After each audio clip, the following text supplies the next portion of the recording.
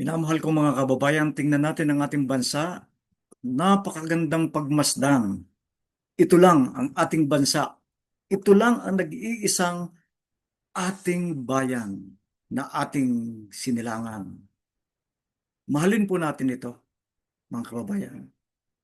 Subalit, dadako nga muna tayo kung ano ang porsyento ng mga reliyon dito sa Pilipinas.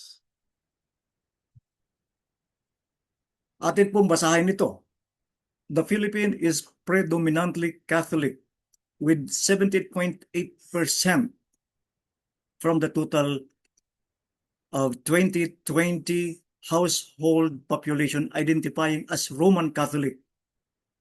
The country is one of the world's largest Catholic nations, with a total Christian population exceeding 91%. Napakalaki, ano? Islam is the largest minority religion of 6.4%. Pangalawa ang Muslim, ating mga kapatid na Islam sa mainly this is in Mindanao, followed by Iglesia ni Cristo of 2.6%. This was based on the Philippine Statistics Authority.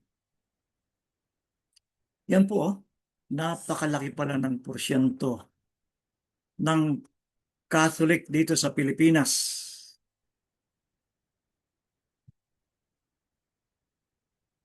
Ito po ang key religious statistics based from the 2020 census. Roman Catholics, 78.8%. 85,645,362. Sinundan po ito ng Islam, 6.4%. 6,981,710. Sinundan po ito, pangatlo, ng Iglesia ni Cristo na 2.6%. 2,806,524. Sunod, Seventh-day Adventist Church, 0.8%. Aglipay, 0.8%. Iglesia Filipina Independiente, 0.6%. Bible Baptist Church of 0.5%. United Church of Christ in the Philippines, 0.4%. Jehovah Witness, 0.4%. Yan po ang lagay. Yung iba po ay wala po dyan. Kasi po ito ay binahasi lang doon sa year 2020 census. Ngayon, tignan natin ang ating mga pangulo. Naginang pangulo ng ating bansa. Si Emilio Aguinaldo converted to Aglipayan. Yung Philippine Independent Church na tinatawag.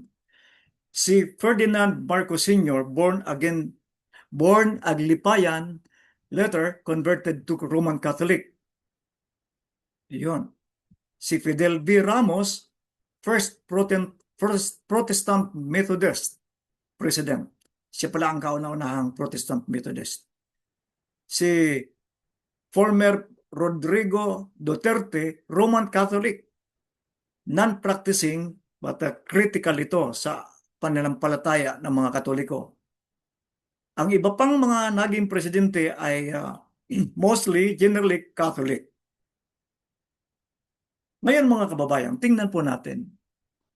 Halos pala Kristiyano, naniniwala sa katuruan ng ating Panginoon. Bawal pumatay, bawal magnakaw. Aywan ko, sa iba, baka okay lang sa kanila yung magnakaw, pumatay. Maraming katuruan sa Exodus o kaya sa Deuteronomy na sinasabi doon na maraming bawal. Bawal ang maglait ng kapwa. Bakit kaya nagiging ganyan ang bansa natin, ano? Kung ating titingnan. Mayroon tayong naging pangulo, mura dito, mura doon, pinapalakpakan pa pa. Pinapalakpakan. Tuwan-tuwa pa. Nagsisipagtawanan. Napapanood ng mga kabataan ito.